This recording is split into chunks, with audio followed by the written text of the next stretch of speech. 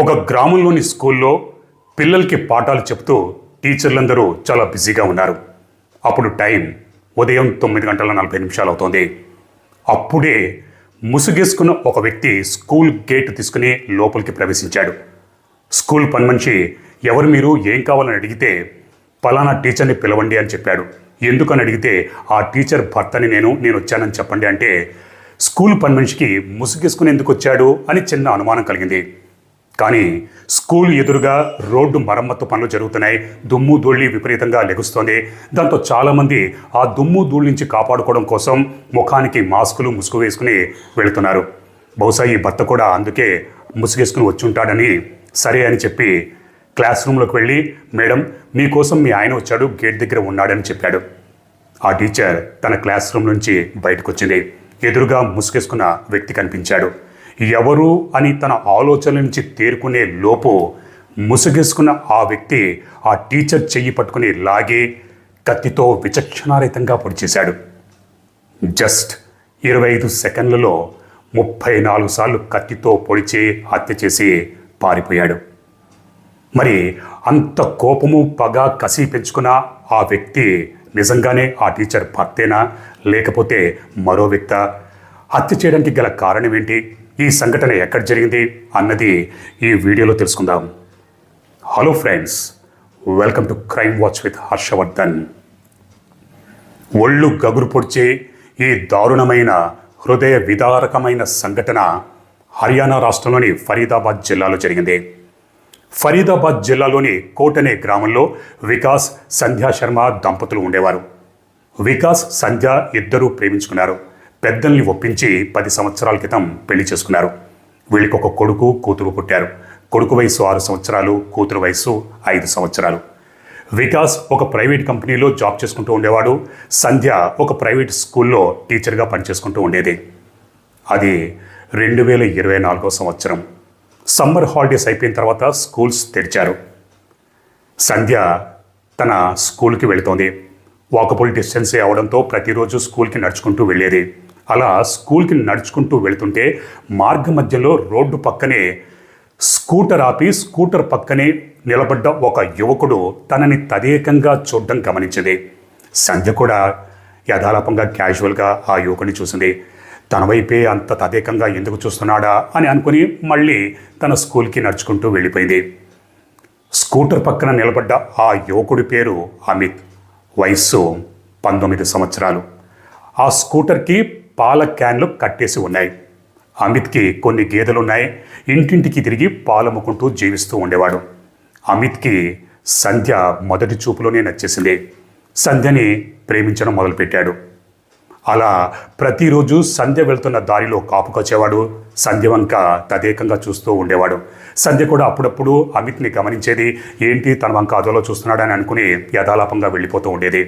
ఇక అప్పటి నుంచి అమిత్ ప్రతిరోజు కాపు కాస్తూ ఉండేవాడు. సంధ్య ఇంటి ముందు తచ్చల్లాడుతూ ఉండేవాడు. స్కూల్ ముందర తచ్చల్లాడుతూ ఉండేవాడు. అలా సంధ్య వంక ప్రతిరోజు గమనిస్తూ ఉండేవాడు, తదేకంగా చూస్తూ ఉండేవాడు. సంధ్య కూడా అప్పుడప్పుడు అమిత్ని గమనిస్తూ ఉండేది, కానీ పెద్దగా పట్టించుకోకుండా వెళ్ళిపోతూ ఉండేది. అలా కొన్ని నెలల పాటు అమిత్ సంధ్య వంక చూస్తూ ఉండేవాడు, వెంటపడుతూ ఉండేవాడు. కానీ ధైర్యం చేసి మాట్లాడలేకపోయేవాడు. చివరికి ఒకరోజు అమిత్ సంధ్య స్కూల్కి వెళ్ళాడు. గేట్ కీపర్, ఎవరు బాబు నువ్వు, ఏం కావాలని అడిగితే నాకు పలానా టీచర్ కావాలి, మాట్లాడాలని చెప్తే అలా ఎవరిని పడితే అలా లోపలికి అలౌ చేయనివ్వరు, మాట్లాడాలంటే కుదరదని చెప్పేసరికి అమిత్కి తెలుసు ఆ స్కూల్ కట్టిన స్థలం తన బంధువులని. దాంతో అమిత్ గేట్ కీపర్తో, చూడు ఈ స్కూల్ కట్టింది మా బంధువుల స్థలంలో, నువ్వు నన్నే లోపలికి వెళ్ళనివ్వవా అని కొద్దిగా గద్దించి అడిగేసరికి గేట్ కీపర్ కూడా ఎందుకు వచ్చిన గొడవలే అని అమిత్ని లోపలికి వెళ్ళనిచ్చాడు. అమిత్ లోపలికి వెళ్ళాడు. ప్రతి క్లాస్ ముందర నిలబడి సంధ్య కోసం వెతుకుతూ ఉన్నాడు. అలా ఒక క్లాస్ రూమ్లో సంధ్య కనిపించింది. సంధ్య వైపు చూసి నమస్తే మేడం అని నమస్కారం చేశాడు. సంధ్య కూడా నమస్కారం చేసి, ఎవరండి మీరు, మీ పిల్లలు ఏమైనా స్కూల్లో చదువుతున్నారంటే, నా పిల్లల, నాకు ఇంకా పెళ్లి కాలేదు మేడం అంటే, మరి ఎందుకు వచ్చారు, ఏం పని అని అడిగితే, ఏం లేదు మిమ్మల్ని నేను ప్రతిరోజు గమనిస్తున్నాను, చూస్తున్నాను అంటే, సంధ్య కూడా అవును నిన్ను ఎక్కడో చూసినట్టుగా నాకు అనిపిస్తుందంటే, నేను మిమ్మల్ని ప్రతిరోజు చూస్తున్నాను, మీరంటే నాకు ఇష్టం, మిమ్మల్ని ప్రేమిస్తున్నాను, మిమ్మల్ని పెళ్లి చేసుకోవాలనుకుంటున్నాను అనేసరికి సంధ్య, నువ్వు నా గురించి తప్పుగా అర్థం చేసుకున్నావేమో, నాకు పెళ్ళయింది, 2 పిల్లలున్నారు, కాబట్టి ఇటువంటి మాటలు మాట్లాడడం మంచిది కాదంటే, అమిత్ మీకు పెళ్ళయి పిల్లలున్నా కూడా నాకు ఎటువంటి అభ్యంతరం లేదు, నేను మిమ్మల్ని పెళ్లి చేసుకుంటాను, మీరు మీ ఆయన్ని వదిలిపెట్టేసి నాతో వచ్చేయండి, మన ఇద్దరం పెళ్లి చేసుకుని హ్యాపీగా ఉందాము అనేసరికి సంధ్యకి కోపం వచ్చింది. ఏంటి బుద్ధి లేకుండా ఈ మాటలు, నీకు చెప్తూనే ఉన్నాను కదా నాకు పెళ్ళైంది, 2 పిల్లలు ఉన్నారు అంటే వినిపించుకోకుండా నన్ను పెళ్లి చేసుకుంటావు, నా భర్తను వదిలిపెట్టి రమ్మంటావు, ఇంకోసారి ఇట్లాంటి పిచ్చి పిచ్చి మాటలు మాట్లాడుకో, ఇక్కడి నుంచి వెళ్ళిపో అని సంధ్య అతన్ని తిట్టి తన క్లాస్ రూమ్కి వెళ్ళిపోయింది. అమిత్ స్కూల్ నుంచి బయటకు వచ్చేశాడు. కానీ పట్టించుకుంటే కదా, అమిత్ ప్రతిరోజు ప్రేమ పేరుతో సంధ్య వెంట పడుతూనే ఉండేవాడు. ఇంటి ముందర పచాలు కొడుతూ ఉండేవాడు, స్కూల్ ముందర తచ్చార్లు ఆడుతూ ఉండేవాడు. చివరికి సంధ్య ఫోన్ నంబర్ కూడా తెలుసుకుని సంధ్యకి మెసేజ్లు పెట్టేవాడు, ఫోన్లు కూడా చేస్తూ ఉండేవాడు. సంధ్య మొదట్లో ఇదేమీ పెద్దగా పట్టించుకోలేదు. కానీ రాను రాను అమిత్ వేధింపులు ఎక్కువ అవ్వడంతో తన భర్త వికాస్తో, ఏమండి ఆడెవడో పాలమ్ముకునేవాడు ప్రేమ పేరుతో ప్రతిరోజు నా వెంట పడుతున్నాడు, వేళాపాళా లేకుండా మెసేజ్లు పెడుతున్నాడు, ఫోన్లు చేస్తున్నాడు, నేను స్కూల్లో పిల్లలకి పాఠాలు చెప్తుంటే మెసేజ్లు పెడుతున్నాడు, ఫోన్లు చేస్తున్నాడు, ఎంతో డిస్టర్బ్ చేస్తున్నాడు, మీరు దయచేసి వాడిని కొద్దిగా పట్టించుకోండి అని చెప్పేసరికి వికాస్, అవునా సరే నువ్వేమి కంగారు పడకు, బాధపడకు, నేను చూసుకుంటాను అని వికాస్ అమిత్కి నచ్చ చెప్పాడు. పెళ్ళయింది, పిల్లలున్న ఆమెని ప్రేమించడం ఏంటి, బుద్ధి లేదా, చక్కగా నీ పన్ను చూసుకో, లేకపోతే పరిణామాలు తీవ్రంగా ఉంటాయి అని హెచ్చరించాడు. కానీ అమిత్ అవేమీ పట్టించుకోలేదు. సంధ్య వెనక అలాగే పడుతూ ఉండేవాడు, ఫోన్లలో మెసేజ్లు పెడుతూ ఉండేవాడు, ఫోన్లు చేస్తూనే ఉండేవాడు. ఈ బాధలన్నీ భరించలేక సంధ్య తన ఫోన్ నంబర్ కూడా చేంజ్ చేసింది. కానీ 2వ ఫోన్ నంబర్ కూడా తెలుసుకుని ఆ నంబర్ కూడా మెసేజ్లు ఫోన్లు పెడుతూ ఉండేవాడు. దాంతో ఇక భరించలేక సంధ్య వికాస్ ఇద్దరు పోలీస్ స్టేషన్కి వెళ్ళి అమిత్ మీద కంప్లైంట్ చేశారు. పోలీసులు కంప్లైంట్ అయితే తీసుకున్నారు, కానీ ఎఫ్ఐఆర్ నమోదు చేయలేదు. అమిత్ని పోలీస్ స్టేషన్కి పిలిపించి హెచ్చరించి వదిలిపెట్టేశారు.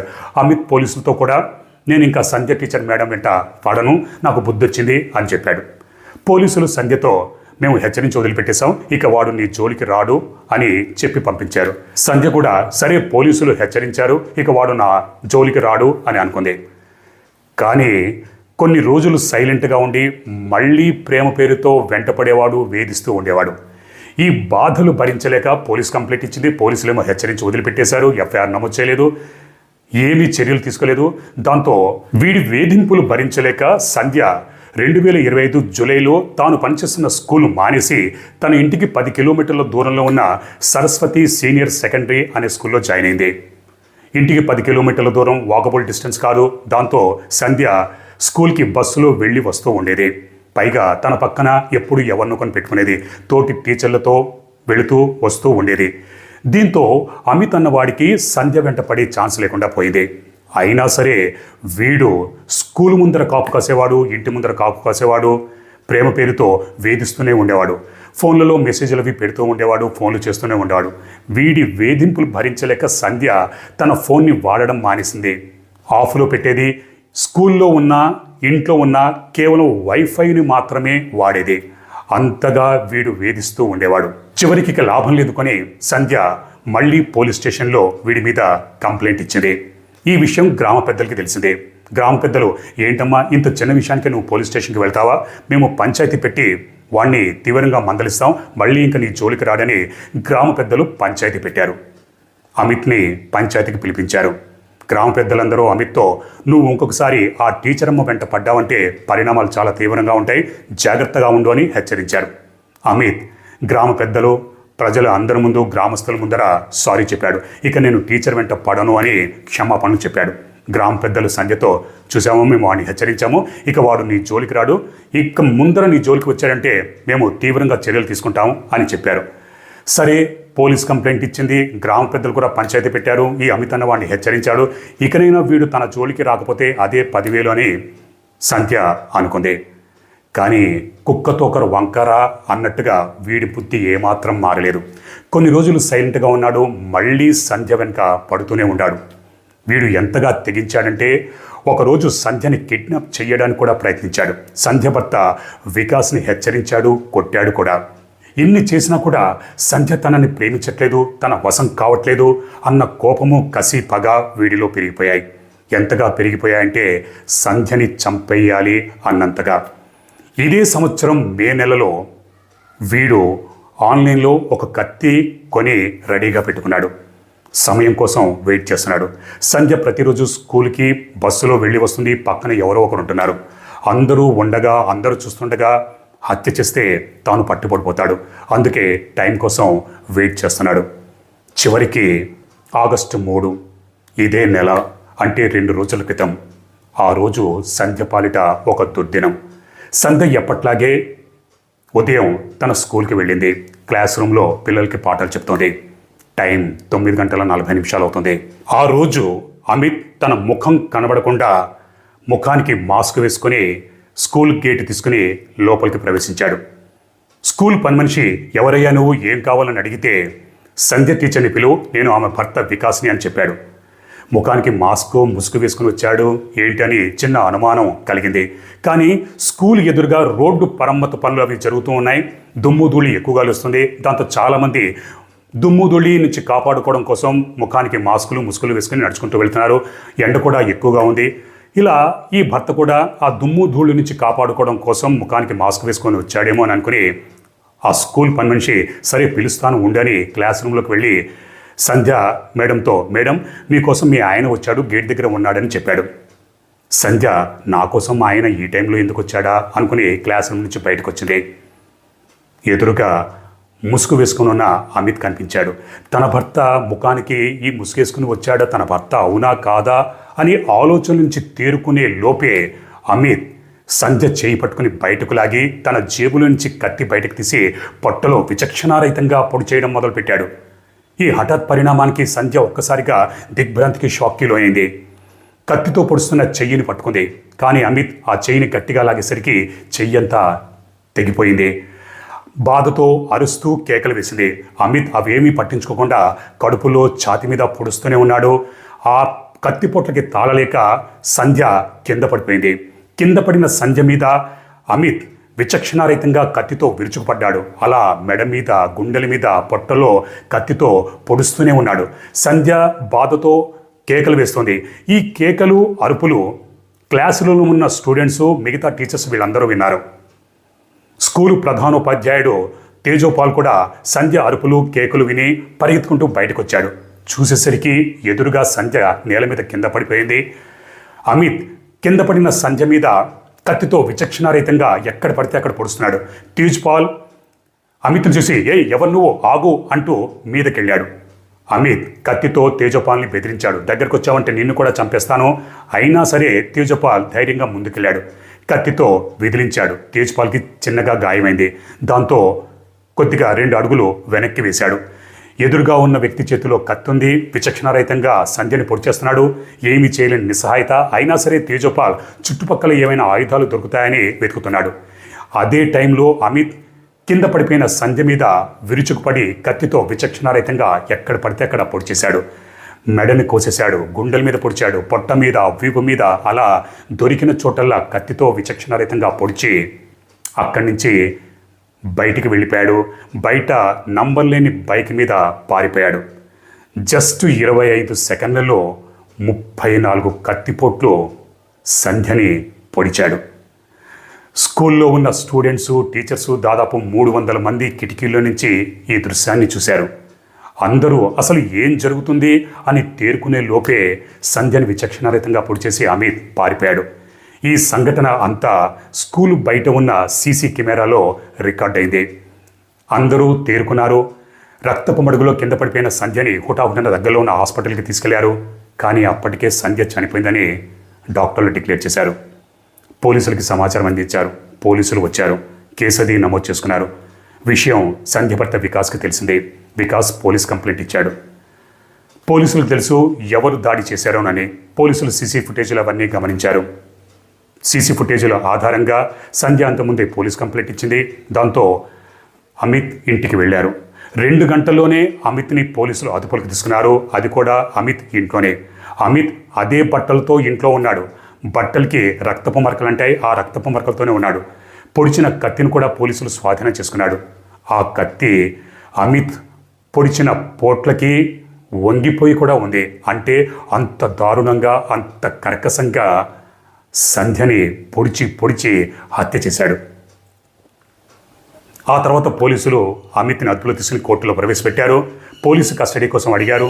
కోర్టు 3 రోజుల కోసం అమిత్ని పోలీసు కస్టడీకి అప్పగిస్తూ తీర్పునిచ్చింది. ప్రస్తుతానికి అమిత్ పోలీసు కస్టడీలో ఉన్నారు. పోలీసులు అమిత్తో ఎందుకురా హత్య చేశామని అడిగితే, నేను ప్రేమించాను, నన్ను ప్రేమించలేదు, అందుకే పొడిచానని చెప్తే, ఎరా సిగ్గు బుద్ధి ఏమైనా ఉందా నీకు? పెళ్ళై 2 పిల్లలు ఆమెని ప్రేమించడం ఏంట్రా? ఆమె పెళ్ళయింది, నన్ను ప్రేమించకు, నా వెంట పడకు అని ప్రాధేయపడి నిన్ను హెచ్చరించడానికి బుద్ధి రాలేదా అని అడిగితే, అమిత్ వాడికి బుద్ధి ఎక్కడొస్తుంది? వాడి వయస్సు ఇప్పుడు 21 సంవత్సరాలు అయినా సరే తనకంటే వయస్సులో పెద్దది, దాదాపు 30 సంవత్సరాల వయస్సు సంధ్యది, వయస్సులో పెద్దది, టీచరు అయినా సరే వన్ సైడ్ ప్రేమతో సంధ్యని వేధించాడు. తన ప్రేమని కాదన్నందుకు కోపము, కసి, పగ పెంచుకొని 34 సార్లు విచక్షణారహితంగా కత్తితో పొడిచి పొడిచి హత్య చేశాడంటే వాడిని అసలు మనిషి అనాలా, ఏమనాలా ఎవ్వరికీ అర్థం కావట్లేదు. ఇందులో పోలీసులు, గ్రామ పెద్దల తప్పు కూడా ఉంది.